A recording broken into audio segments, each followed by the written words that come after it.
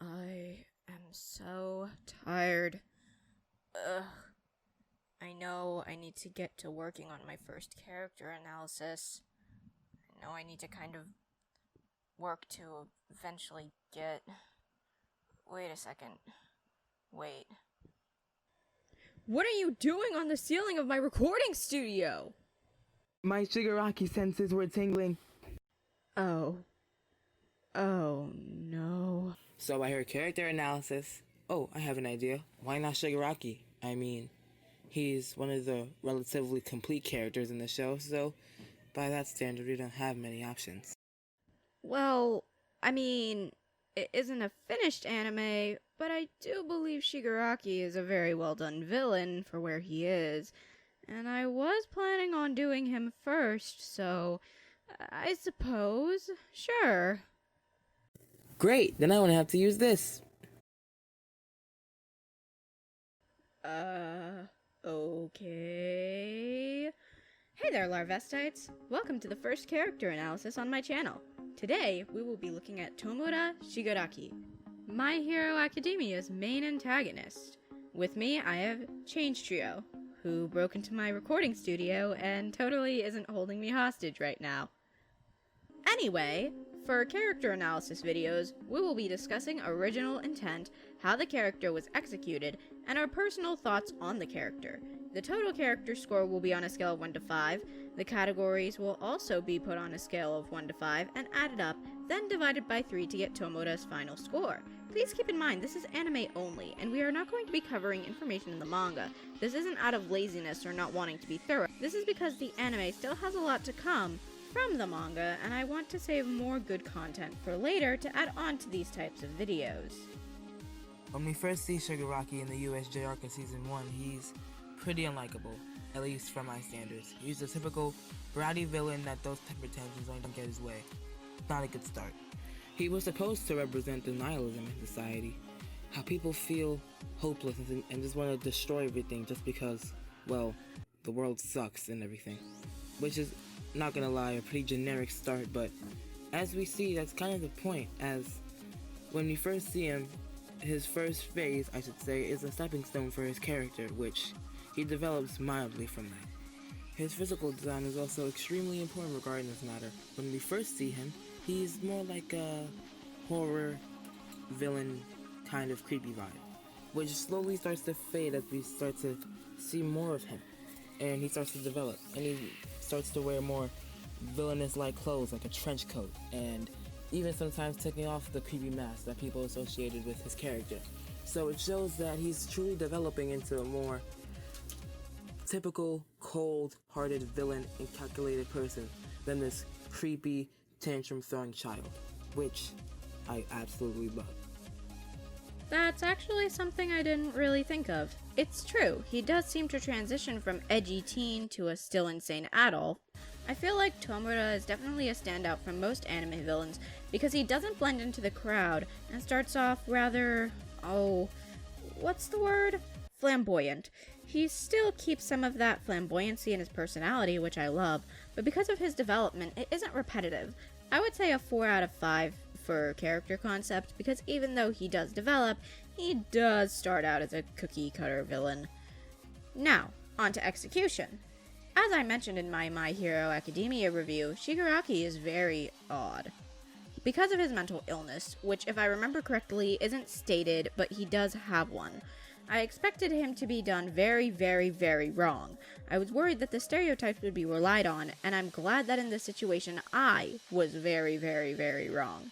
Because of how Tomura was executed, it was very well done.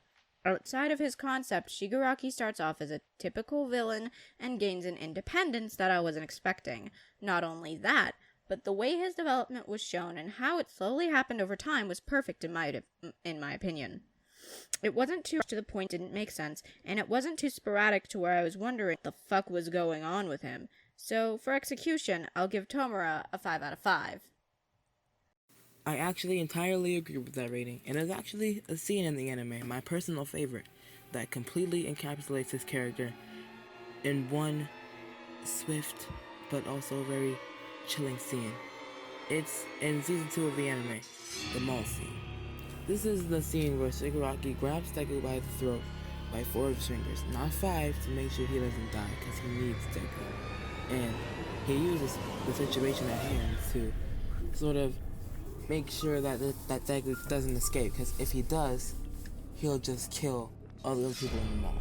Which Deku's hero senses were tingling, so he decided to go with him and give him the information that he needs. And this is where I love Shigaraki, because not only is he taking the information of Deku to use for his own gain, like the whole staying ideal thing, so he's the developing as a villain, but as a character you can still see the cracks.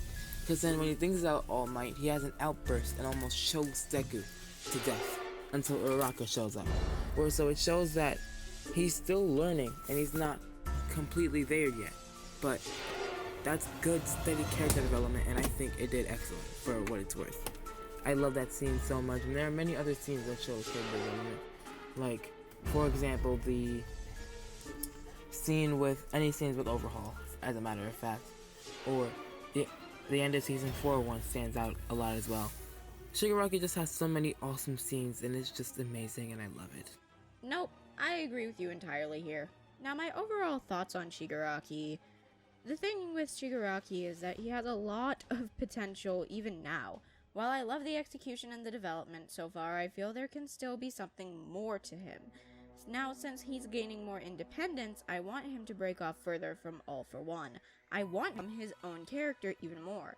Shigaraki is very different in that he isn't really All for One's puppet nearly as much as he used to be, and one thing I will say that I noticed is that Shigaraki takes Stain's ideals and twists them to fit his own priority and views to gain a following.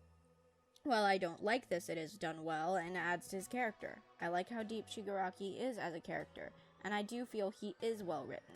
Now, I will admit, Shigaraki does carry a bit of controversy with him due to his goals and violent, bratty nature, and the fact that he does have a mental illness.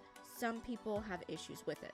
However, there is a spectrum for everything, and Shigaraki's instability is never clarified as one disorder or illness or another, again, to my knowledge. I feel like Shigaraki's growth and independence across the board is well done and suits the nature and mentality he was given. The development he has as a character is well done and works well. I will say this.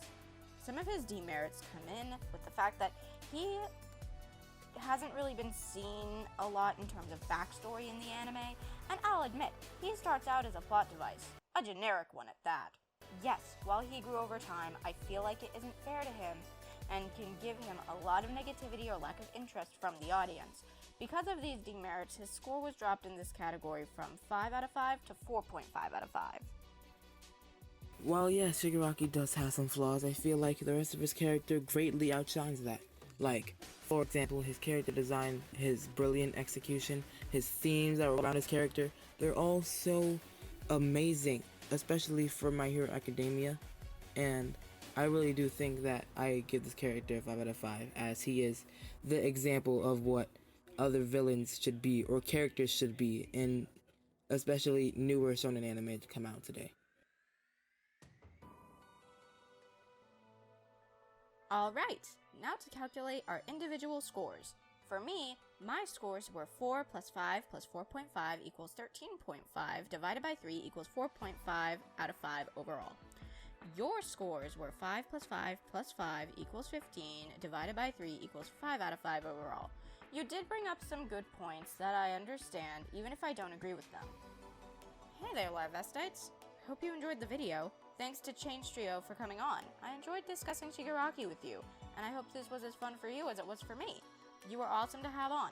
Make sure to check out Chainstryo's channel out, links in the description below. This was a shorter video, but there may be a part 2 for a Shigaraki character analysis when we get more of him, so there's definitely a possibility as the anime continues on.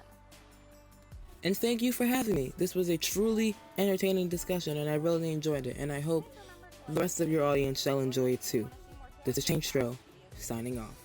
You can check out my last 2 videos, my anime review on Death Note and my anime review on My Hero Academia as well. I also have a Discord server, link below. More anime reviews, character analysis, and nerdcore coming your way soon. I'll see you later, Larvestites. Bye! Okay, now, how do I get out of this chair? He forgot to untie me.